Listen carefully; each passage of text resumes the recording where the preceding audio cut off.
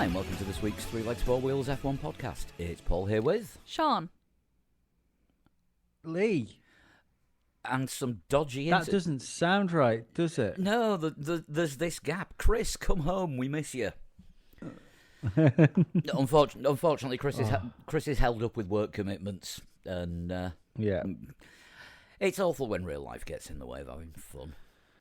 We shouldn't have left the window open. No, that is true. We forgot to secure him. I mean, yeah, maybe Dan's recruited him. Maybe, Jesus. Yeah, we don't know where he is, and yeah, maybe they're on a dual secret mission. Yeah, maybe they're taking out like a famous couple instead. Matt Hancock and his... Oh, hang on, no, that's already happened.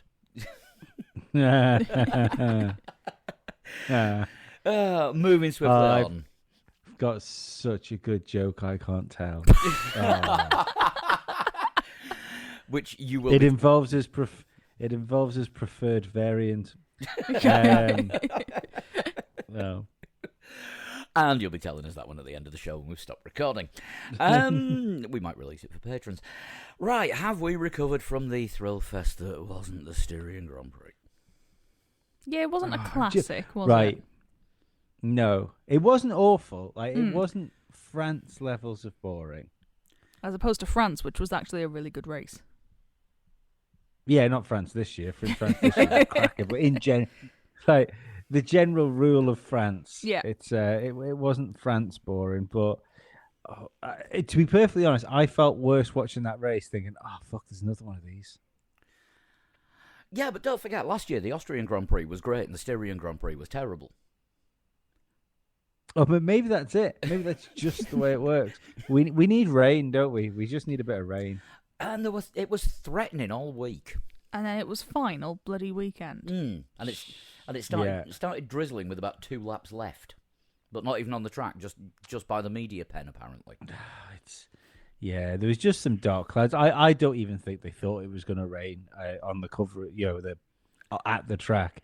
I think that might have just been thrown onto the TV broadcast to liven things up a little bit. Well, it didn't work. No, it didn't. No. No, I mean, what did we learn from this race? Red Bull is still good. Yep. I mean, was it the first time Mercedes haven't won 4 races in a row since 2014? Oh wow.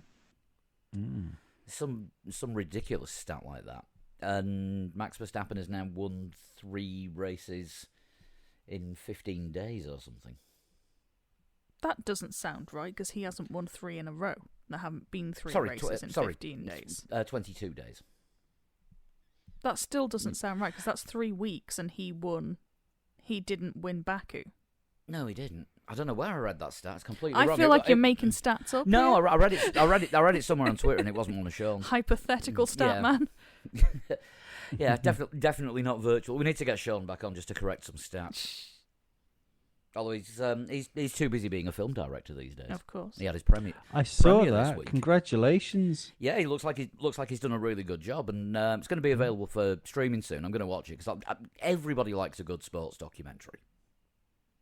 Yeah, I'll probably watch it as well, just to show support, because he'll come on, and then if he starts to talk about it and I haven't watched it, I'll be there going, yeah, it's good, go soccer ball. And of course, the other sports documentary that we've only just found out about in the last 10 minutes is the Max Mosley movie is coming out next month. Yes, this sounds like a clusterfuck.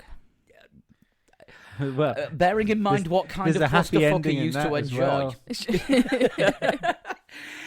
From the looks of things, it looks like it's sort of done very similar to the Senna film, with sort of interviews and archive footage. And as Sean pointed out, as you can't libel the dead, they've there's a reason this is coming out posthumously.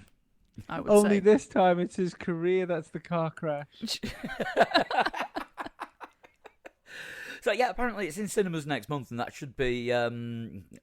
We will try to get to see it, but bearing in mind we've only got 3 cinema screens over here, and at least one of them at any one point is showing a spin-off of 101 Dalmatians. I can't help think that the beginning of that film is going to be something along the lines of, Max grew up in where's he come from? Was he London? I'm guessing it's down south somewhere. I think he's yeah. We'll say London, and the beginning will be like he had an average childhood growing up in London. He also had a father.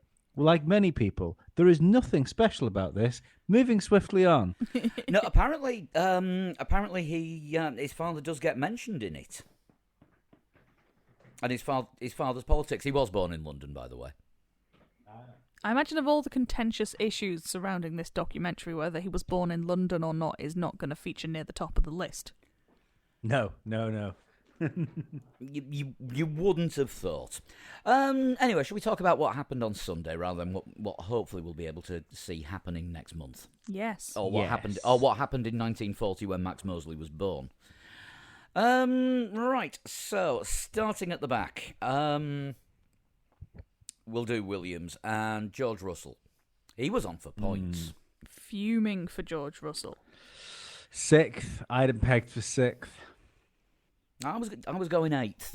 Well, I think the team said they thought he could get 7th based on where he was at time of car braking. But yeah, just gutting, really, isn't it? That he'd done all the hard work, got the car qualified well, was in the right place, strategy was going well, and then the car shit itself.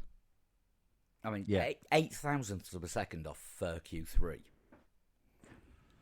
Yeah, I mean, the only good thing for him is that he gets to do it all over again in the circuit where that car is clearly working. Yeah.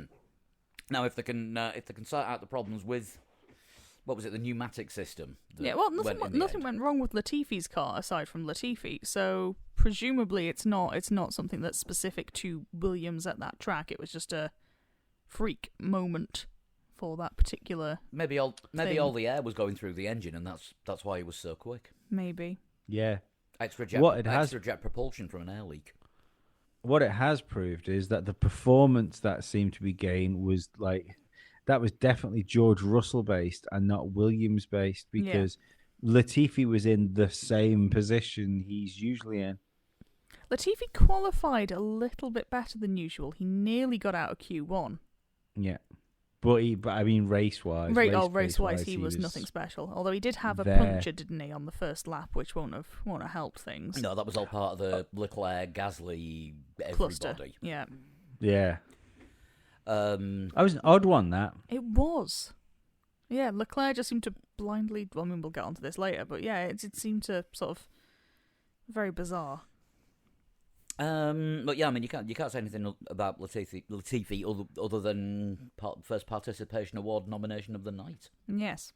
It was also that crash was Martin Brundle's best commentary moment of the year, I think.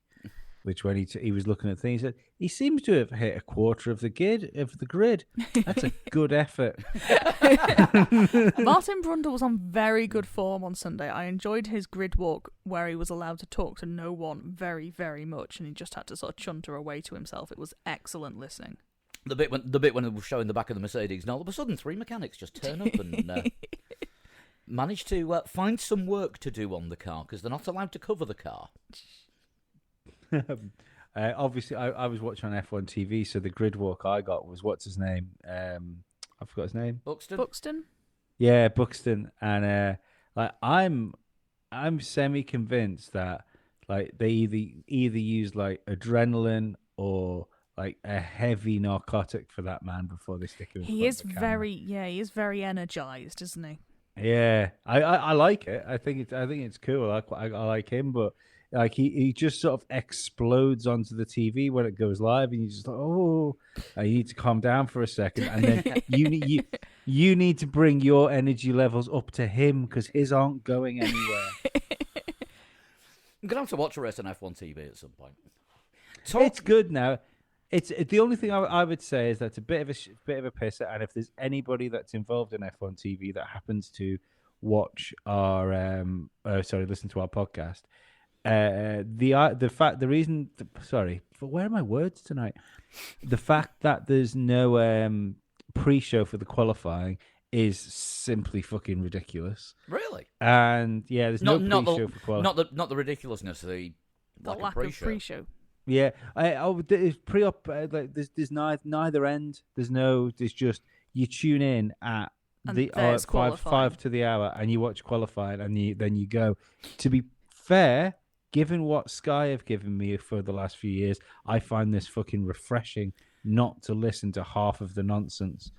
Sky have cut down a lot on the nonsense this season.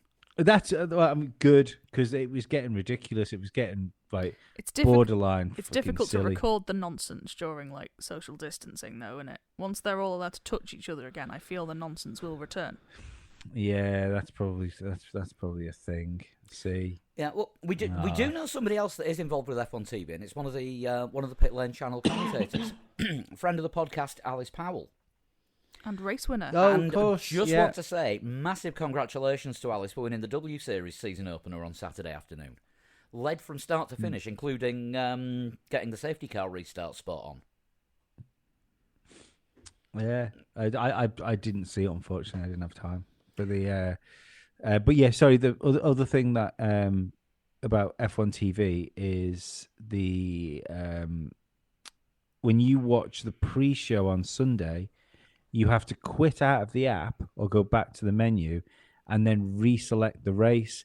It's not just on the same feed, so they'll have like a pre-show feed, and then that ends, and you have to rejoin the race feed. Who is watching the pre-show feed and not the race feed? That's a ridiculousness. I don't know. Half me wonders whether they're doing that because it's also on YouTube, the pre-show feed, and I wonder whether they want to funnel people to the YouTube to make it easier. I don't know. Yeah, But possibly. it's weird. It's just it's weird. But to be perfectly honest, if anyone doesn't want to pay the fucking satellite bill, it's £5 a fucking month. If you have a credit card registered in the right country and a VPN. No, just the VPN's fine. They don't give a shit. They will take your money wherever it's from. Yeah, I can't remember whether I used PayPal or not, or maybe I used Apple Pay and did it on my phone. Yeah, But yeah, there was no worries about cards or anything like that. It was just I took NordVPN if they wanna sponsor us. Probably not. I don't know. They sponsor loads of podcasts. No, it's an affiliate deal. We don't get involved with them. If anyone does want to sponsor us, then we accept cold hard cash rather than affiliate links. Yeah, NordVPN or other. Yeah, other VPNs are available, but other ones won't be once one of them starts paying. Anyway, Haas. Yeah, they were there. I remember very little of Haas. I think Mazepin and Schumacher had a little bit of a battle at one point. And this was about it. And, of course, Mazepin got presented with a spinning top by this Gunter was good. This was good from Gunter Steiner, yes. that said spin to win on it. I think he stole it from a casino. I feel like we've not had enough Gunter Steiner this year. I feel like he's keeping a very low profile. Yeah, he's we've not seen any sort of major hysterics out of him, but I mean, maybe he's got this deal with Netflix and they're saving it for Drive to Survive. They're going to do an entire series on Haas. It'll be a spin-off. Fuck off. Is that a joke that you have stolen from Crofty's Child? Yes. Yes. Yeah, you missed that one, Lee. That was one of Crofty's kids. Just in case anyone didn't get the Sky commentary at the weekend. Yeah, you can't really say anything about Haas because they just weren't visible at all. I mean, Gunter was on the pit wall for Sky, and he didn't really have a great deal to say. I can't remember any of his contribution. What can he do? I mean, everyone knows that he's just keeping a low profile until they can become Team Russia at the start of 2022. I'll get the words out. Because my theory is that Mazepin's already bought them, but there can't be a Russian team and a Russian registered team while the doping ban is still in effect for all Russian athletes and teams. And as soon as that finishes on the 31st of December this year, all of a sudden, rebranded. Uralkali Racing, or Uralchem Racing, with driving under the Russian flag. unlike Haas driving disguised as a Russian flag. Just putting it out there. I keep having to check. Lee keeps going quiet, and I don't know whether his internet's gone again.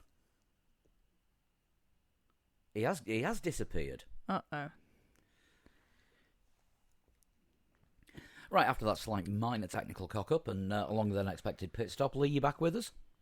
I'm back. Right, Alfa Romeo next. I think there's nothing more to say about Haas, because there was nothing to say about Haas.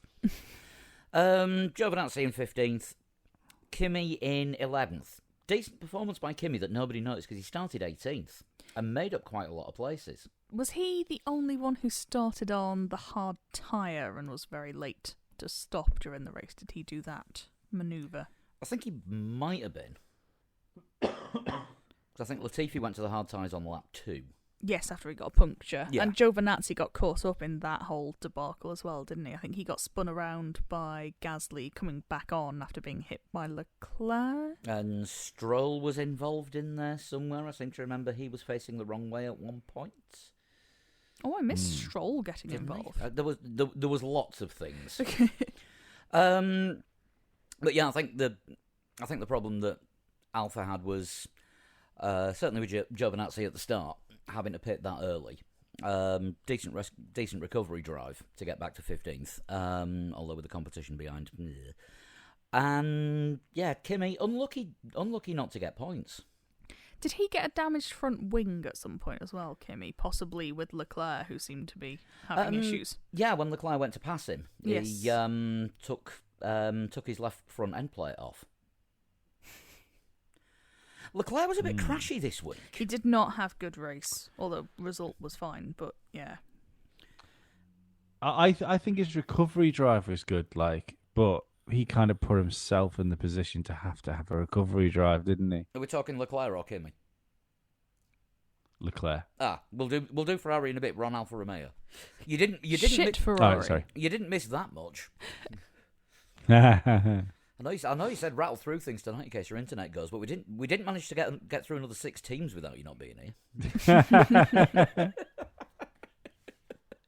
But yeah, I mean, all you can really sort of say that Alfa did was 2 good recovery drives from dodgy positions with damaged cars. It's very hard to see what the actual race pace of them was this weekend. Yeah, but I mean, if Kimi can make up 7 places from the start, then that kind of bodes well for next weekend. If he can stay out of trouble. Yeah, I think that it was definitely more of a Kimi again that did that rather than Alfa Romeo making any steps forward, wasn't it? I mean, Giovinazzi, I think he was running 18th at one point and he managed to gain 3 places, so he passed 2 Hasses and a Williams. Yeah, I think it was probably a bit Kimi, a bit strategy. Yeah, I mean, he got the car to where you'd expect him to get the car, even with difficulties. Yeah. I mean, to be perfectly honest, even where they've been this year, I think that was a standout performance from Kimi getting the car there because they've been nowhere at times, haven't they? Yeah, I mean they've been, in the words of George Russell, battling for 16th with the Williams.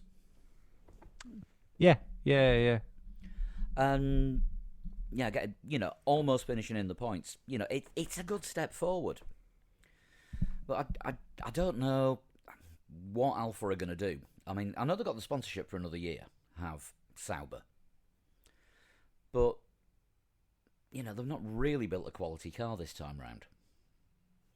Then again, big reset at the end of the year, so who knows? Yeah, they could just be cruising through this one. Yeah, they could be in like a semi-Haas position, couldn't they? Not they haven't quite gone full Haas, but it's if there's another car on the grid behind Haas, which has probably had the least work put in it, it's probably the Alfa, isn't it? I would have said so. Yeah. Right. Yeah, they're a little bit further forward from where they were at the start of the season. Sometimes. Yeah. That's pretty fucking good. Yeah. Right, AlphaTauri next. Gasly the first retirement of the race. Yeah, I don't think anything really much to that, really, was there? He was just in the wrong place. In the wrong place at the wrong time, and then his car was in about 3 or 4 different places. You know, he was looking rapid again all the way through the weekend. Yeah, it was a shame for him not to sort of get the chance to do more during the race because he was in a good position. Yeah, and again, he's one of the drivers that's in that limbo situation because he's not going to be moving up to the big team anytime soon, and there's nowhere else for him. And the more AlphaTauri become a separate team from Red Bull, the better it is for him. He's gone quiet again. Yeah. No, he's pondering. No. I don't know. I don't think there's any future for him within that team. Like proper long-term future. He needs to find an exit from that place rapidly.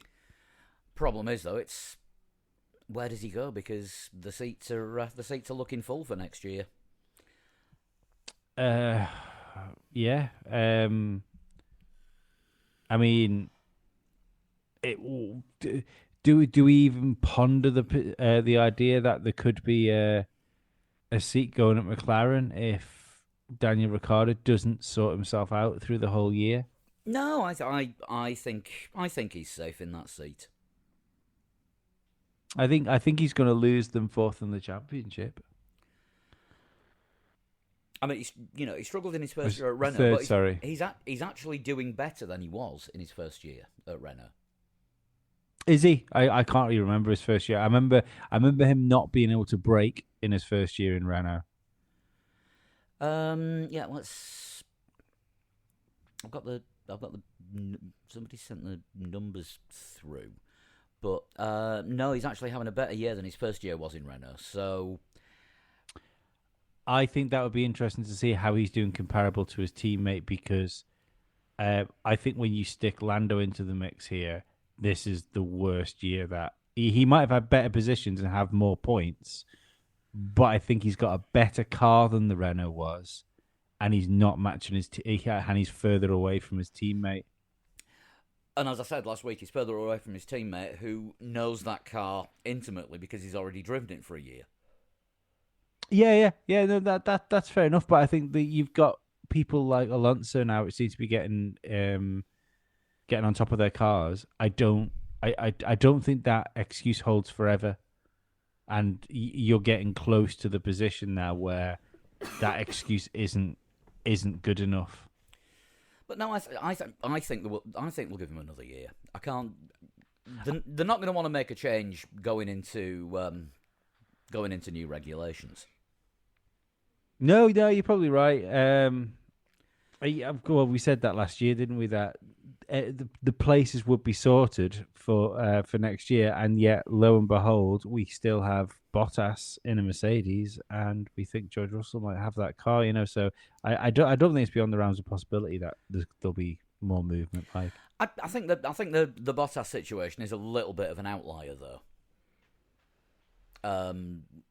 Just purely and simply because of the number of 1-year contracts that he's been given, and they've always had the option. Yeah, they've always had the option to get rid of him at the end of it, and there hasn't been anyone better available. Russell wouldn't be a true newcomer to that team either. He probably is doing sort of testy, what do you call it, simulatory bits and things like that. Yeah. He's on the Mercedes Young Driver program, so he's... Yeah, he could be already having a hand in next year's car. Yeah, that's true. That's a very good point. Yeah, and, they know what size seat to give him, they know what size shoes he takes. No, they didn't know what size shoes to give him last year, did they? Well, no, they had to give him they had to give him shoes that were one size smaller, but they're now big to build the footwell this year. Yes. We'll move on to Alpine and Alonso. Another point to finish. He said that he said on Saturday during Q2, don't care where we finished, that was fun. Happy Alonso. Yeah. And that is not the Fernando that we've seen for many, many years. No. and like well on top of his teammate as well. I think we're getting close to that Alonso that you kind of know if Alpine can build a car for him. I think he's obviously that he can be trouble right at the sharp end of Formula One still. There's definitely a good chance because I mean he's getting better in the car. His results are improving, and Ocon, it was his contract hangover race, wasn't it? I thought the last one was his contract hangover race. It was a big hangover. Come on, you saw. Yeah, maybe you saw me on Sunday. I was still feeling ropey by about 9 o'clock.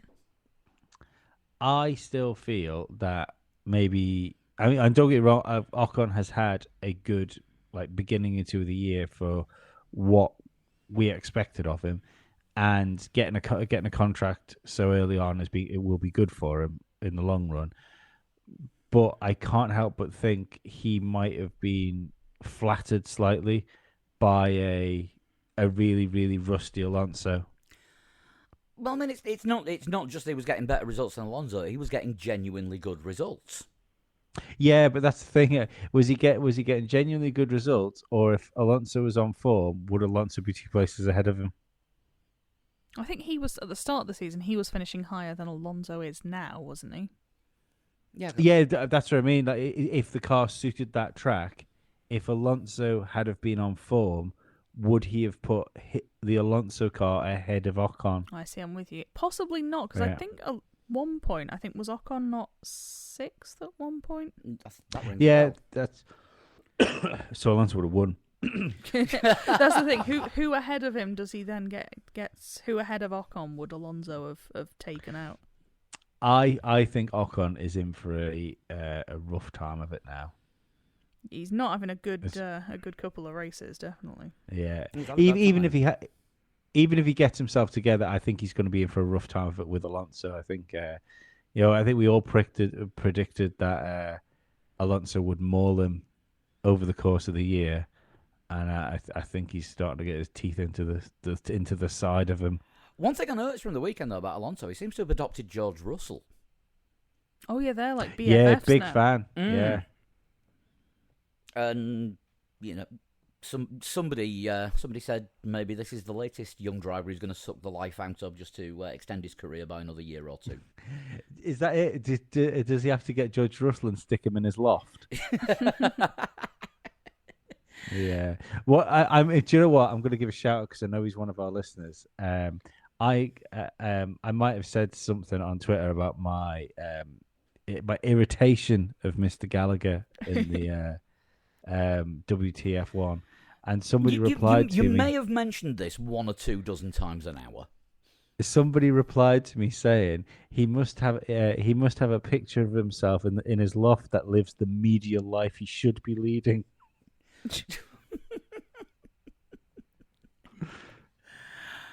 I'm perfectly happy to stay neutral on all of the podcasts, but listen to My Dad Wrote a Porno. It's fucking brilliant. Right. There. Aston Martin. Vettel in 12th. Bit of a non-entity performance. Yeah, nothing really happened for Vettel, did he? He was just there. Yeah. Stroll in 8th. Stroll now starting to get a bit more out of the car. I think they both have as the season has progressed. I think this might have been just not the race for Vettel, but I think having looked a bit iffy at the start of the year, they've both sort of started to find their feet. Yeah, I just wonder if that car's going to be a little bit on the tricky side to drive. Possibly. Yeah, maybe. Do we think, is there a possibility that Stroll is going to become like a Hulkenberg level driver? Oh no, he's got a couple of podiums, hasn't he? Oh, sorry, yeah, of course. Yeah, I think the best comparison to Stroll would probably be Jean Alesi. Yeah, it's probably not a bad. Probably not a bad shout. Occasionally there or thereabouts. Managed to get a win once. and was never the next big thing that he was predicted to be, but had a solid career. Yeah, Stroll, Harold Frentzen. That's that sort of level. Yeah, I think that's fair. God, does that mean he's going to be challenging for a world title until 2 races before the end of the season in the Silverstone team? No, but it does mean he's going to shag Schumacher's girlfriend. Or was it Schumacher's? Was Schumacher's, wasn't it? I think. Schumacher stole his girlfriend. Oh, sorry. got my F1 smut the wrong way around. I was going to say, which Schumacher? Dave? Dave Schumacher goes out with a racing driver girl that did W Series 2 years ago and is, I think, doing Euro Formula. So there is a girlfriend up for grabs. That's. Is there really a Dave Schumacher? Yeah. Ralph's son. Oh my word! Yeah, He he's does in F3. F3. We often have conversations like this. Who names their child Dave? Ralph Schumacher. There is the answer you didn't know you needed. Oh, crazy. Right then, McLaren. As we've got the football on, you've got to say really a game of two halves. Every weekend, isn't it? Yeah, and it's Ricardo the looked on it same in one on practice. each side. It's the same one every week, isn't it? Yeah. Yeah, I mean, Danny was fast all the way up to Saturday morning. Was he quickest, or was he P1 or P2 He in was one of the practices? P2 in one of the practices and credited it to eating lots of schnitzel, Right. which I'm not sure is factually accurate. No, it doesn't sound right. No, because you meant to beef up your performances, not pork them up. Indeed. Then again, he's Australian. Yeah, he was bloody rapid, and then qualifying, it's just was there. Well, it wasn't even just qualifying, and before I get attacked and mauled by Ricardo fans, I realised he had his that power issue, which fucked him completely, didn't it? Because he dropped 3 places. He dropped 4. But I think he was 9th at the time. Yeah, but after that, he just didn't recover, did he? Yeah, it was a very very strange one. 'Cause, I mean, he lost about 13-14 seconds on one lap, And then it was fine. and then it was fine. But he didn't have the pace that he had before it, so there was obviously something going on somewhere. Yeah. It was very strange. Nothing was said anymore apart from, yeah, there was an issue, but we fixed it. Now keep going. Yeah, no, McLaren haven't really put a lot out about what it was. I mean, that circuit is an engine killer just by dint of the amount of time that you're at full throttle on there. Yeah. Yeah, and there did seem to be there was a weakness, even in Lando's pace. There was a weakness in McLaren as far as race pace goes. They had a good race, but compared to the two fast teams, I mean, Lando was lapped, wasn't he? Yeah. Quite early as well. I think about midway through the race. So he's comfortably ahead of the midfield, but it just reminds you how big steps need to be made for next year, doesn't it, for McLaren to be actually in the mix? Yeah, I mean, when Perez passed him, he didn't even defend him. He just pulled over to the side and said, all yours. I don't believe that, because Crofty was saying that he let him past, but he then slipstreamed him and tried to go round the outside of him again. I think he let Bottas through. I think he realised he was on a hiding for nothing, but he had to go back at Perez. I was quite surprised when Crofty started talking about him being let through, because it didn't seem that way to me. I don't know. It's what it's how I saw it, but we always see things different. Yeah. But I mean, overall, fifth is where the car deserved to be. Yeah. They were the third fastest team on the grid, certainly in one half of the garage, and didn't do anything particularly wrong, didn't do anything particularly spectacular. We didn't get last lap Lando. Well, there was nothing for him to last lap, was there? He was he was just ahead. He was ahead of where. Well, he technically didn't do the last lap because he got checkered flagged early. Yeah, that's true. Maybe that's it. Maybe if he could have stayed on the last lap, he'd have been third. A cat just launched itself off me.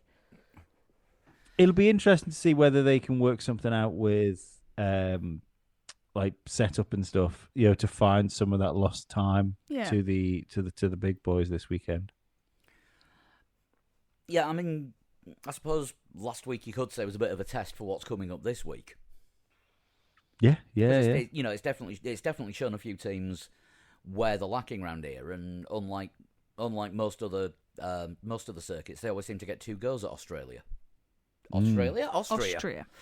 Different tyres though this weekend. Oh yeah, they're going one harder, aren't they? No, they're going one softer. Oh, is it one softer? That could be interesting. Right, Ferrari. Quite late to be talking about Ferrari. This going on previous form, yes. We'll do the good one first because Sainz had a good race. Yeah, I feel like we didn't see a huge amount of him. He just sort of quietly got on with it. Sorry, I'm getting messages from the band. My new Status Quo covers band. We're trying to learn a 4th chord. Stunned silence. And derision came there lots, unless he's disappeared again. But yeah, Sainz had a good race. I was contemplating it. Yeah, he didn't do much wrong. Got a little bit of pace out of the car. Beat his teammate, although to be honest, his teammate beat his teammate.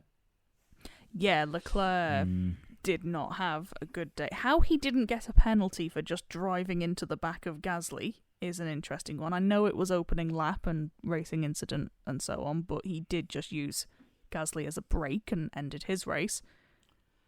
And then carving right across the front of Kimi and taking a bit of the wing off. Yeah. The Gasly incident caused a spin for Giovinazzi and a puncture for Latifi. He just found people. Not a vintage performance, and yet still got driver of the day for making it up to 7th. Everyone has short memories on that one. Rockstar and Wanker. Yeah. Gene Simmons. He kind of problem reaction solutioned himself, didn't he? But we're seeing encouraging things out of Ferrari at the moment. I just wonder. Yeah. Just wonder if they're going to get caught cheating again. I think they're going to get 3rd in the championship. Because at the minute, unless Lando can go and win a couple of races, like he's carrying that team on his back at the moment. Let's just have a look at the. Because Leclerc and Sainz, I think, have been quite even. I think Sainz has had a couple of good races recently, whereas Leclerc was a little bit further up early on. Lando's got over half the points of that team. I mean, there's 12 points in the championship between McLaren and Ferrari at the minute. Mm-hmm. And Ferrari have outscored McLaren in 4 out of the last 5 races. Yep. So it's not going to last forever. Obviously, in France, Ferrari didn't score any points. But yeah, Ferrari appear to be getting the moves over McLaren. Yeah, I think it's worrying for McLaren. No, it's worrying for me that wants McLaren to do well and wants them to just get back up to where they should be. I mean, could you imagine if they had 2 drivers performing to the same level as Lando? Jesus. There would be no question who was the 3rd best team in Formula One if that was the case. Yeah, Danny really needs to get a handle on that car and quick. Here's a question for you because we're on McLaren and we've already talked about George Russell. If Mercedes is strong-armed into keeping Bottas again by Lewis, and George Russell's contract is up, wouldn't that be one of the people that you decide to pull a switch early on Daniel Ricciardo and take George Russell. I think he'd be the only one. Yeah, it'd be If bold. If I was Zach Brown, he would be the only one that I would contemplate switching him for. Yeah, I mean, McLaren don't really have anyone in their young driver program at the moment, so it's not like they've got a youth that they would need to make a seat for. If they were after someone, it would probably be someone current. Who have McLaren got on their young driver I don't think programme? it's anyone I don't think they've got anyone in F2. I know they've just signed a 13-year-old American karting wonder kid in the last few weeks. Oh wow, exciting! What did they smuggle him away from Red Bull before Red Bull gave him a race seat next weekend? Probably. Let's have a look at the McLaren Young Driver Program. Oh yes, oh god, Ugo Chukwu. Is this how we say this? He is the That's only. not a Formula One driver's name. He is the only member of their Young Driver Program. Is that it? Yeah. I mean, then again, for about 8 years, it was Lewis Hamilton, and that was all. Yeah. And he didn't turn out so bad. Maybe the McLaren Young Driver Program is quality over quantity. I think it's the way it should be anyway, isn't it? I mean, we've said this before. If you've got a team with only 2 seats in it, what's the point in having like 15 drivers that are the same age? Yeah. And this is the problem that Guan Yu Zhou's facing. Yes. On the Renault program, because I mean they're putting him in the Alpine. car. Well, he's on the Renault Young Driver program. I think it's Alpine branded now. Oh right, okay. He's on the French team Young Driver program. Is that better? Yes. Right. The driver program. So the Alpine Academy, formerly known as the RF1 Driver Program, Renault Driver Development and Renault Sport Academy. Right. Yes, that's a lot more information than you wanted. Yeah, probably is. Here's an Alpine fact. Lee was Sunday years old when he realised that the Alpine Stars was Alpine Stars, and I thought that brand of clothes was called Alpine Stars. You mean it isn't? Oh. No. I didn't know that. I don't know that I'd ever thought about it, to be honest. Yeah. I never knew that. Well, bugger me. But anyway, I was saying about Guan Yu Zhou. He's on the whatever the fuck it's called. Alpine Academy. Thank you. Merci.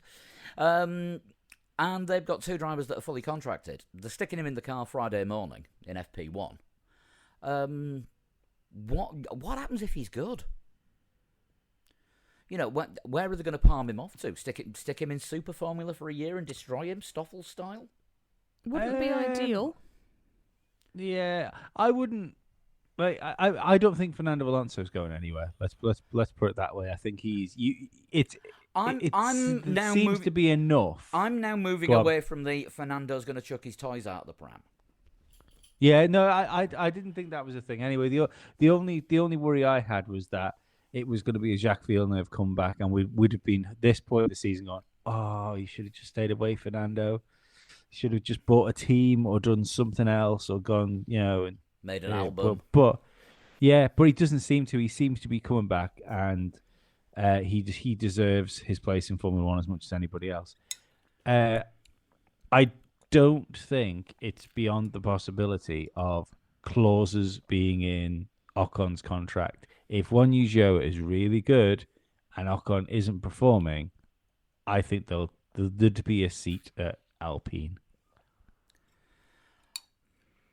Potentially, but I mean, he's got to get through the F2 season first. Which, if he wins that, it's that problem all over again. Mm-hmm. Yeah. Especially with Renault not having any, or Alpine not having any customer teams either. That's the thing. They can't just palm him off to someone for a bit. Yeah. Yeah, because I mean, there's no signs of any engine changes coming, short of Haas being bought out and dumping Ferrari. But then they'd need talks they'd need a whole new car. Yeah, there was talks of Sauber though, wasn't there, dropping Alfa Romeo and Honda? And Ferrari. Yeah, but they've signed up for another year now. Mm. Yeah, Sauber are going to be Alfa Romeo for at least one more year with Ferrari power. Because I think the two pretty much come hand in hand. Yeah. So that ain't going to happen. So I think for another year, we're only going to see the one team with the French power unit. Mm. No, yeah. I think you're right. Sorry, I think that hamstrings them a bit. The puissance française. Ooh. Right. Okay. I only know what that means because it's a track by Suede. Not the Francais bit, just Le Puissance. Mercedes, then. Second and third. Not the fastest car on the grid. And at one point, Bottas was 20... What was it? He was 21 seconds behind Hamilton in identical machinery, while George Russell in a Williams was 24 seconds behind him. That was a Sean Kelly fact. That was one of his tweets. Bottas was very unhappy with his tyres. He described it as like driving in Finland, Lapland. Right. Yes. He's just not a very happy guy at the minute, is he? Bottas? He is not. No. Yeah, he's angry, he's pissed off, he's trying too hard. Are we going to end up seeing spinny Bottas again? It's possible. I don't. I mean, he had. This was arguably for me one of his better races though this year. When you take it in context that his teammate, who is rightfully in the conversation of being like the greatest driver of all time, his teammate in one of the best cars in the grid couldn't beat a Red Bull. Bottas beat a Red Bull because the Red Bull pit stop got fucked. Yeah, but he was still there to capitalize on it, Joe. It's he still finished ahead. He did his job in this case, and I don't. It's to say that if Bottas would have finished behind Perez, to say that Bottas done a bad job, that means you have to say Hamilton did a bad job. Well, to be honest, looking at it that way, Bottas did a better job than Hamilton because Bottas finished in front of a Red Bull. That's what I'm saying. Yeah, the Red Bull that he was covering. Yeah. Hamilton didn't.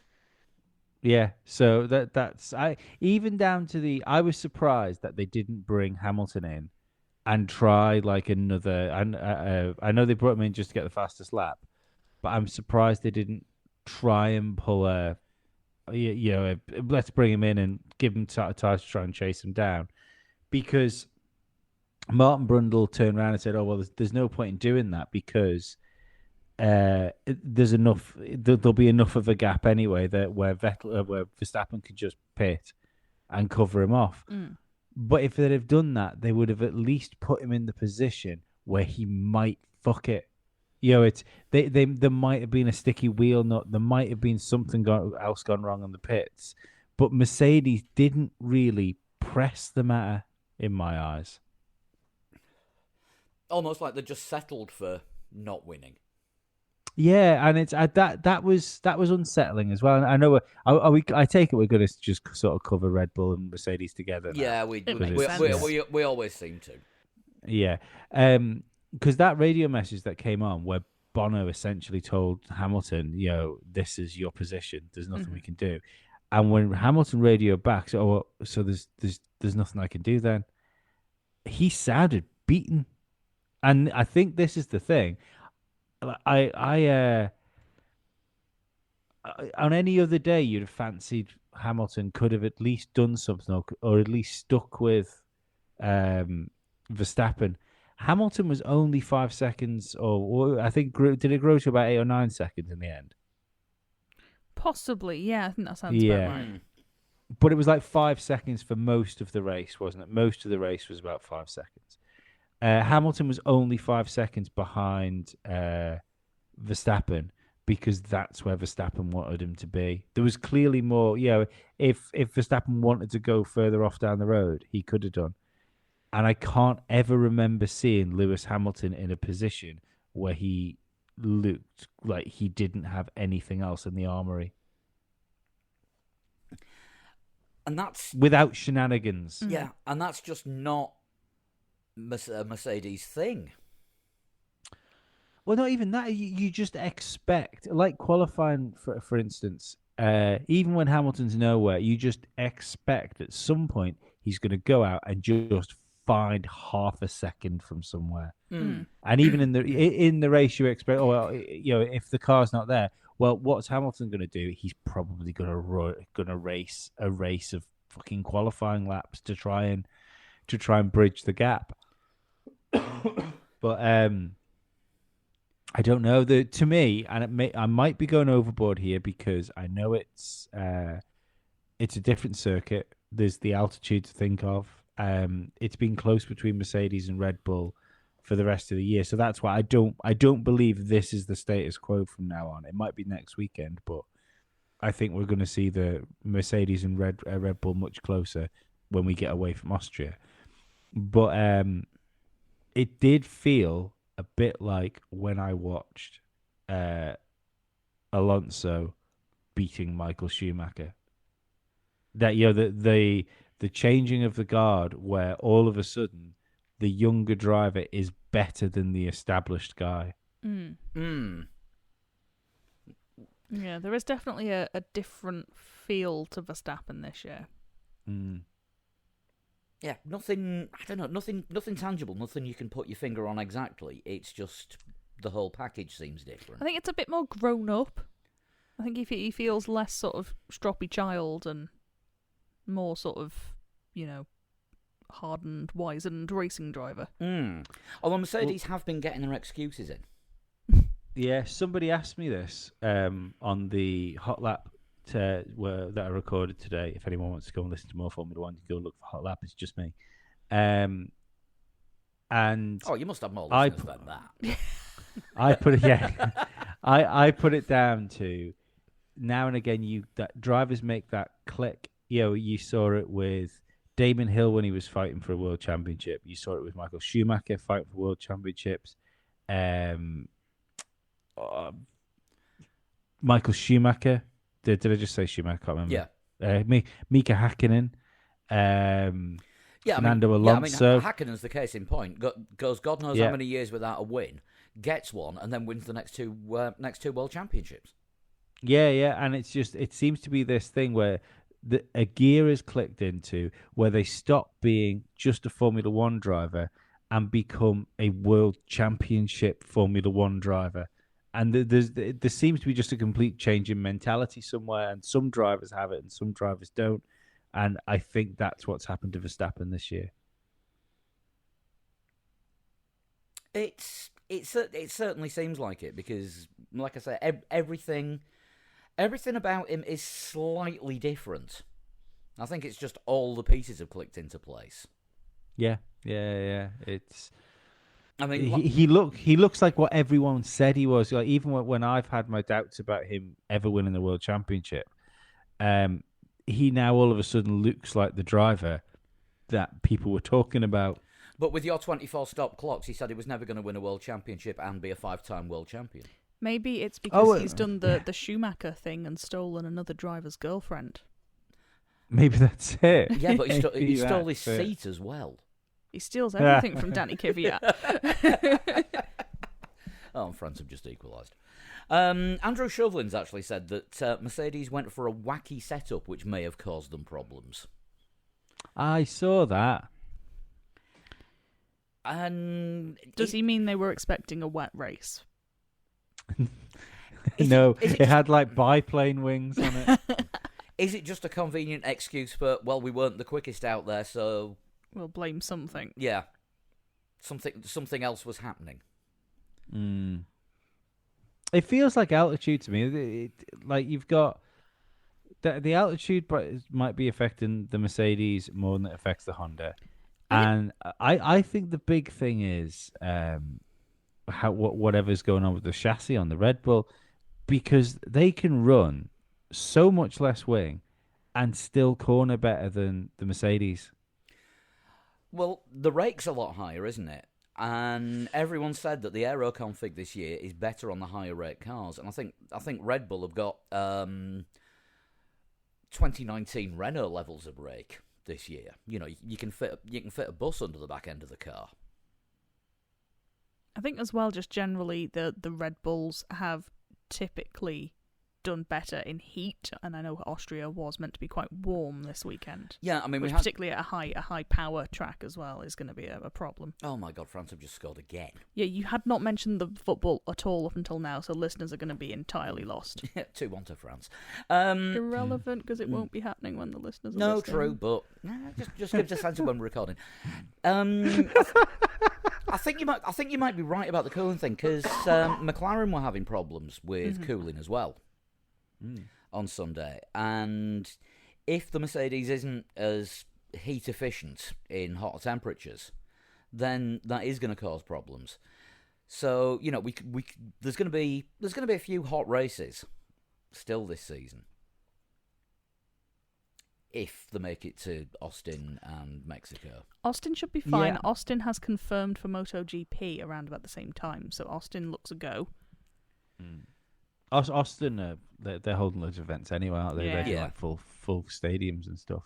I see. I don't think it's just the heat though. Like I say, I think it's the heat and altitude. That's the issue. It's the combination. In that case, put your money on a Red Bull win in Mexico now for definitely if that race happens, because that's the highest race on the calendar, and it's definitely not. Is it? It's definitely not the coolest. I think it's Verstappen likes Mexico as well, doesn't he? He does well there. Yeah, I think it's about 1 kilometre above sea level. There's something along Oh, is those it? lines, yeah. Yeah, I do remember a couple of years ago they said it is the highest race, and engines will be an issue because there's not as much oxygen at that level. All them supplements. I'm guessing they've got the highest fans.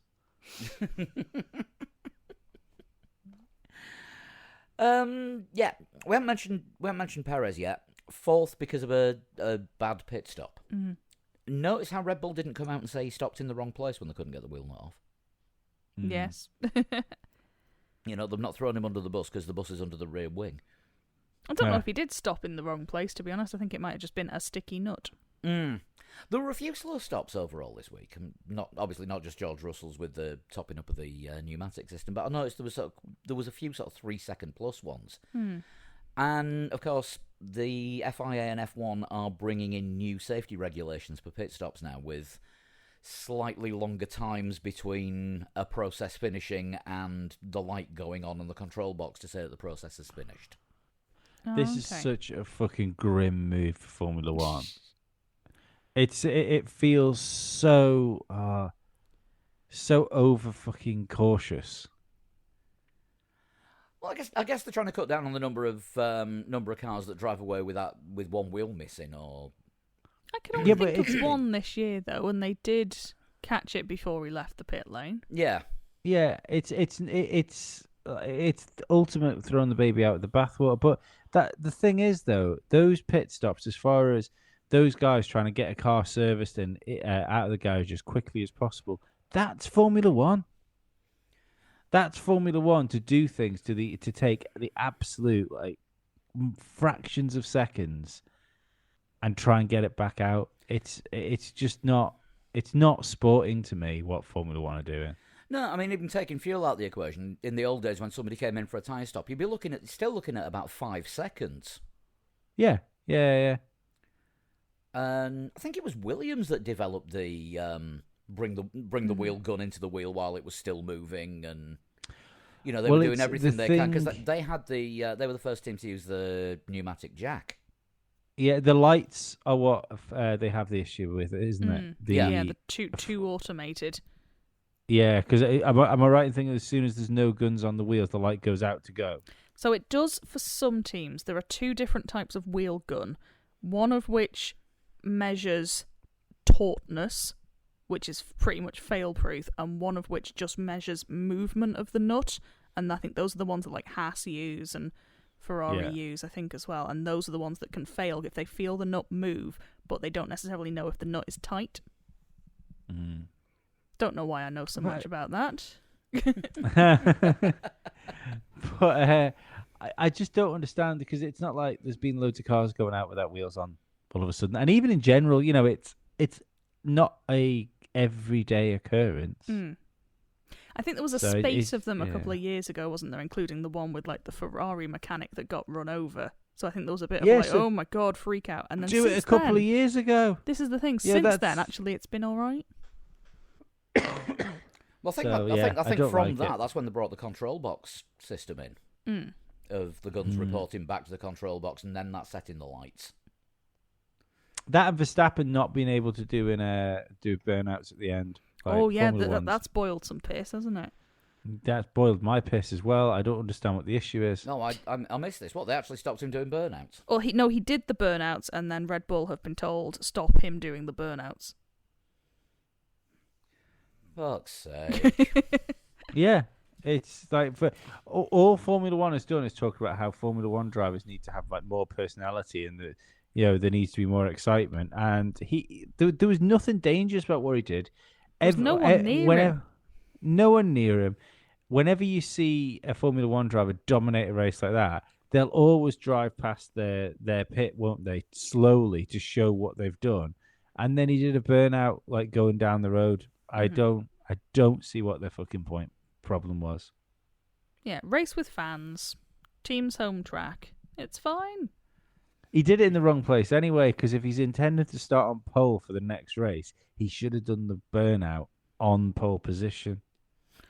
True. I think they've had weather since, so I think anything that has been Yeah, sort of laid down this weekend. all will have that gone. all that rain that got promised happened afterwards. It did. All right, okay. As it usually does. Wet Daleks. Right, rock stars and wankers then. Williams are wankers. The Williams car is a wanker. Only one of the Williams cars is a wanker. Only one of the Williams cars matters. So that one. The weather forecast is a wanker for giving us false hope that it might have been a wet race. Leclerc. Yeah. Um, I'm struggling for some rock stars. It wasn't a very rock starry race. George Russell for everything that he was doing up to the point Yeah. where the car became a wanker. That's reasonable. Yeah. I feel Lando starting on third and just bringing the car home where it could be. Oh, and that move he did on Perez on first lap, that was a pretty rock star move around the outside. Yeah. Verstappen. Overtake of the year Yeah. for me. Verstappen, described as a rock star for clean race, smooth as butter. Right. Okay. Mhm. Alonso on Saturday for being happy again. Yeah, Yeah. and quick as Yeah. well. Do we go for the stewards in the wanker category for Overfuckery, yeah. overfuckery Good and not idea. investigating Yeah. Leclerc? Mm. Yeah, overfuckery. Nobody wants that level of fuckery. And the Giovinazzi Participation Award. Is it Haas as an entity? I don't think we can keep on giving it to Haas because, it's going to be like the World Cup. Once you win it 3 times, you get to keep it forever. Mm. Yeah, we are in the point of having like a meme about us saying it's already dead, poking Haas with a stick. Yeah, I'm just giving up on Haas until they have a car that isn't the last one on track without shenanigans. or a year old. Like give up on Haas until they haven't got a car which they built like over 12 months ago. Who built? Somebody built. People they paid. Yeah, that car was in last year's IKEA catalogue. Is the participation award Giovinazzi himself? Maybe. I just had a great idea, great thought then of Gene Haas like going online and going to the Dallara website, and instead of clicking build, he goes directly over to like deals. See, like Black Friday deal. Yeah. Yeah, I reckon Giovinazzi is actually a good call for his own participation award. Mm. With I said last week. with a dishonourable mention for Ocon as well. Meh. I was reminded today that I said on last week's show that Giovinazzi is the worst driver on the grid, and I thought about it again, and I still stand by that. I think he is. Okay. Even ahead of Latifi? Yeah, because Latifi's just doing Latifi stuff. Giovinazzi's been there wasting a Sauber seat for years. Probably going to end up in one next year as well again, isn't he? Probably, yeah. I don't know actually, I can't because see that happening. Callum Islet's getting a run out this Friday. Yeah, but Callum Ilott arguably should be getting a drive this season. Yeah, Probably I would. Giovinazzi's seat. Yeah, that was the point I was making. I would love to see Islet get a chance in Formula One because he deserves it. He deserves it just as much as Mick Schumacher, if not a little bit more. I think. I know he got beaten, but I think he will be a better Formula One driver than Mick Schumacher will be. I just want to see what Mick Schumacher's like in a decent car. That's going to be the thing. Yeah. I just want Brits to dominate Formula One, so let's get another one in. So, same again this weekend. Kinda. Different name. Different name, different tyre compounds. Yeah. One softer. Maybe some weather, we can hope. Oh, they'll be teasing us with it until 30 seconds before the race starts. And it's like, haha, fooled you. Where are we going to go prediction-wise? It's hard to look past what we've just seen, isn't That's it? the Really, thing, apart isn't it? from You've got to avoid the Yeah. temptation of same again, but same again seems like the obvious sort of thing. I'm going same I again, th- but I'm swapping Perez for Bottas. That's That's what I was something thinking. similar. Yeah, that's what I was going to think. Right, we can't all say exactly the same. Well, we can if we all think the same. Right, okay. Bottas, Oh, Lando, Leclerc. hell. You high? Oh no, but Bottas, Lando. Bottas, Perez, Lando. That's what we'll go with. Right. Okay. I will go Verstappen, Perez, Hamilton. I'll go that order. And I'm going Verstappen, Hamilton, Perez. Red Bull 1-2 is a fair shout. Actually, that's a good. That's a good. I think it's bold, but I think it could Yeah. happen. Anyway, I went exciting, like You did. Verstappen and It Hamilton does sound taking like a each good other race. Only because last time anyone if- went that far off piste, you were making jokes about it for 6 years, even while they were still hospitalised. and still am. In fact, I think I tweeted a joke about that the other day. But the thing I'm thinking is, Hamilton knows he has to get in front of Verstappen. Yeah, at off some the- point if he's getting close, isn't he, to making the wild Yeah. lunge. Yeah, but I also think Hamilton might now be in the position where, if neither of them finish the race, it's a good thing for Hamilton. Yeah, I'm not saying possibly. he won't purposely take him out. But he won't but care if he will- does. Yeah. A do or die up the inside will. I can see those coming more often, especially if I'm right, and Mercedes probably would. If I'm right, I'm sure Mercedes know that this is like a one-off for, or at least like an odd track where Red Bull have like the proper upper hand. So if Lewis knows that he can't beat Verstappen from behind, then I think he'll beat Verstappen by going through the side. Interesting. You, of course, can make your own predictions by going to the website at threelegsfourwheels.com and going to the games section and putting your entries in on the 2021 Prediction League. Top 3, pole position, fastest lap, how many DNFs, and whether there'll be a safety car or not.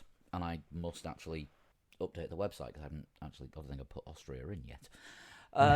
If you do that, you've got until 5 minutes before qualifying on Saturday to get that in. And we'll be around on the socials all weekend, Facebook, Twitter, and I'll be about on Discord definitely during the race.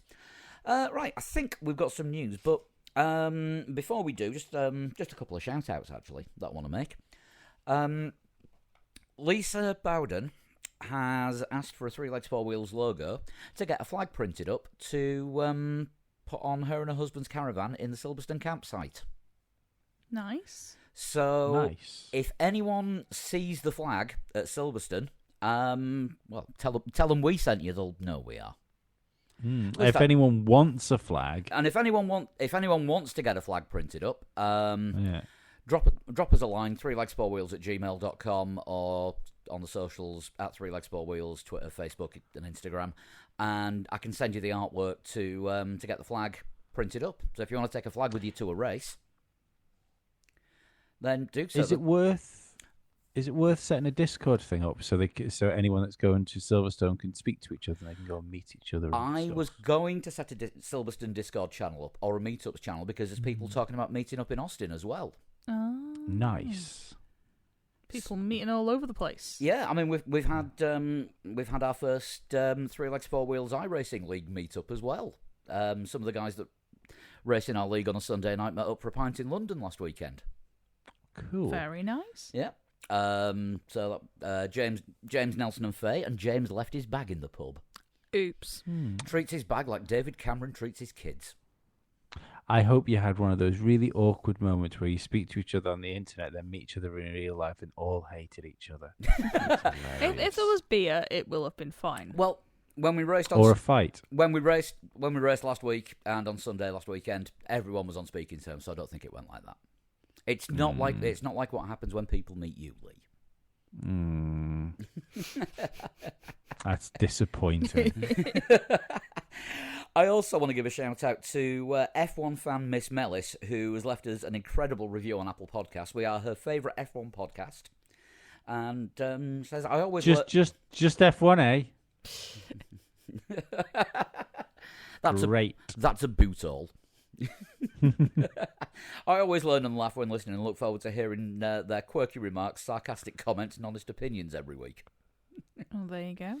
So thank you for that. And if anybody else wants to leave a review somewhere between any whole number between 4 stars and 6 stars, not inclusive, then you're absolutely fine doing that. Leave it on Apple Podcasts or whatever platform you listen to. It always finds its way back to us. And to be fair, just give the 5 stars and say whatever you want. It doesn't have to even be nice at that point. No, you've done your job with the stars. Put the stars and tell the truth. I don't mind. It's the stars that matter. Right, shall we have some news? Yes. Right. Silverstone is having full attendance this year on the weekend of the 18th of July. 140,000 fans. It's going to be a big crowd, this. Yeah. Biggest crowd in Britain in like 18 months nearly. Do Practically. you know what? I think it'll be the biggest crowd in Britain since the previous Glastonbury. Jesus. Wow. Or the previous British Grand Prix with fans. Yeah. Yeah, it's one of the UK government's sort of pilot things. It's also the day before the UK restrictions are lifted. So I think they're lifting it a day early for Formula One. Camping's going to be allowed, and it's going to be apparently a full-on British Grand Prix weekend with as many sort of events and activities for the fans as possible. I'd love to go. Yeah, I would. But getting off the island is still a little on the tricky side. I think you'd be allowed. I wouldn't. Yeah, because you don't have to quarantine if you've had both injections over 2 weeks ago, and it's a week too early for you. It is a week too early for me. I think, can you do a test? Can you do a test? I could, but I don't the want isolation? to. I don't particularly want to do a test. I did one of the lateral flow tests the other week for entertainment purposes, and it was unfun. The video was it unfun? The video is still available. The video does exist. Manxradio.com. I don't know if it's on the doc. I don't like the name of them. What, lateral flow? Yeah, it sounds like something that you'd use to like test sort of like water infections or something. All of a sudden, I'm not having one of them things up my nose. Yeah, your lateral flow test results have come back. Try natural yogurt. Right, Turkish Grand Prix is back on the calendar. Looks like that's the Singapore replacement. Yes. And that means it is going to be part of another triple header. So is it going to be? Is it Russia, Turkey, Singapore? Russia, Turkey, and then Japan. Which Japan's not going to happen. MotoGP cancelled Japan this week, and it's like the week before the F1, so I don't think that's going to happen. Ah, right. So there may be a bit of a gap sometime during October, because of course triple headers are back with a vengeance this season. We're 2/3 of the way through one now. After the summer break, the first 3 races, Belgium, Holland, and Italy, are a triple header. That could be quite a fun triple header, actually. That sounds quite a lively trio. Then, as things stand, we've got 2 weeks off and another triple header with Russia, Turkey, and Japan. Yeah. And then That's some fucking trekking, isn't It's a it? bit of mileage, that, yeah. Yeah. One of the last races we'll see at Sochi. Because it's moving to St. Petersburg. Yes. The circuit looks... In Mother Russia track move you. Bits of the St. Petersburg circuit do look a bit Sochi-esque. That might have something to do with the fact that it's another fucking Tilka-drome. Yeah, I mean, well, the Sochi one is kind of dictated by where there are buildings in the way. Yeah, Tilka had a hand in placing the buildings. Yeah. But yeah, it is another Tilka one. It might be alright if there's some elevation. I haven't studied it too closely. If there's a bit of elevation, it might be alright. But that, of course, is from 2023. Correct. The circuit exists currently. But it's had its class class 1 or yeah, it 5-star had homologation. class 1. It got its class 1 just before the world stopped working. It was meant to have, I think DTM was meant to be like its first big international event last year, but that didn't happen because they couldn't tour for the touring cars. So yeah, I think it's just kind of in limbo at the moment, waiting for someone to come and see it. That's why DTM has switched to GT cars now, because instead of just a normal tour, they're having to do a grand tour. Maybe. This could be the thing. That one died the death I expected it to. What else do we have on the list? Red Bull Arrowhead goes to Aston Martin. Yes, whose name I cannot remember. Dan something. Yeah, it looks like Aston Martin are throwing all the money. I think he's sort of a Adrian Newey acolyte. He is. So this is Dan Fellows, who is going to go to Aston Martin as their technical director. This might not be an imminent thing because gardening leave. There's Christian Horner seems to think that he needs a 2-year gardening leave. Bloody hell! Such is the knowledge he holds, which suggests he has a lot of knowledge to share. Yeah, it suggests he's very important. Yeah. Yes. Bloody so hell, I think Lawrence Stroll is going to have to get the checkbook out and send a large quantity of money to Red Bull. So expect him on the grid this weekend. Probably. Oh well, if he has to do the full 2 years, let's go Switzerland. If he has to do the full 2 years, will Lawrence Stroll make another hostage video? I hope so, because that was a thing to behold.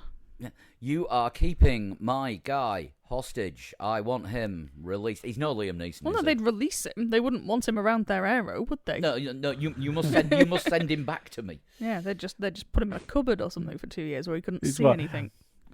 I have a very particular set of credit cards. Yeah, that is going to be interesting because I mean one feature of Red Bull over the last few years has been amazing aero. Obviously, Adrian Newey doing the overall design and with what Dan Fellows has done on the car, sort of taking Adrian Newey's basic pencil scribblings and turning it into something like a greased eel. The fact that Aston Martin have come sort of shopping for him and he's going suggests as well that Adrian Newey isn't planning on going anywhere in the next couple of years, because presumably Dan Fellows would have been the natural replacement. He would have been the next Newey. Mm-hmm. Yeah, so I didn't think of it like that, but yes, that does make a lot of sense. No new Newey. I think that about sort of covers all the newsy bits. I don't think, unless anything's happened in the last hour. I have not seen anything. You never know. I mean, things move quickly in Formula One unless you're going on 2-year gardening leave. Normally, I'd say it's shunt time, but there's only the 3 of us this week. Nobody sent one into Lee, so remind people how to send in a total shunt and beg and plead for them to do so. Tweet me at a total shunt with your shunt on Instagram and Twitter. I don't think I've even got any on the on the backup list. Let me just let me just have a look. Have I got anything? No, I think we've done that one. If you don't do total shunts, I will take it for granted that you're bored of the game and it will go on holiday. So if you like it, save it. But just to add to last week's total shunt, I want to thank. I've only got his Discord name, MattJXN. I can't remember his Twitter name for sending it in. But the one main fact that he missed that would have been an absolute killer in that shunt was about AJ Foyt being attacked by a lion in the middle of a race. I think it might have technically been in qualifying rather than in the race. Well, it was definitely in the middle of a racetrack. Yeah.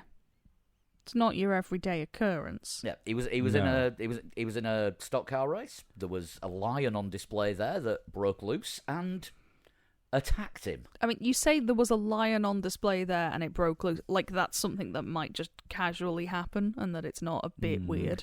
Formula E raced round a bear pit. That's true. But I think that was where the bear lived. I don't think the bear was, like, imported for display. No, I mean, Bern has a history of bears. That's why there's a bear on the Toblerone packaging. There you go. One of my useless facts. So I think that about does it for this week, doesn't it? We did say was lovely. We did say well done to Alice Powell earlier, but we didn't say well done to Abby Pulling. We didn't. Was it 2 podiums she got in British F4? 2 podiums, including one after she had she got caught up in a bit of an incident and dropped down to 19th and fought back. Nice. That is a little bit on the massively impressive side. You see, coming on this show, it's a guaranteed success. Yeah, it's gonna be good for drivers. Let's not forget what happened to Alex Albon. Didn't come on the show. Valtteri Bottas was kind of on the show, but only like as sound bites that we didn't actually record. So what's happened to him? He kept his Mercedes drive, but has done nothing with it. Jack Aitken never came on the show. No, not through once of trying. If you're a professional racing driver and you want to come on the show, tweet us at 3legs4wheels. Get us on Facebook at 3legs4wheels. 3legs4wheels@gmail.com, or individually at Sean Cowper, Chris being at Flood21, and me being at Pablo100. And we can sort you out with a guest slot on the show anytime you want. It just makes sense. As long as it's a Monday night, preferably. And everyone's internet is working. And everyone's internet's working. I'd like to congratulate Lee's internet for only breaking down once during this show. Yeah, shout out to the internet. Right, we will be back next week, where we will talk about the third race in the double header and triple header, and for once won't have a race to preview on the same show. That'll be interesting. Send in a shunt. We may be short of material. We'll see you next week. Yeah. Bye-bye. Bye-bye. Bye.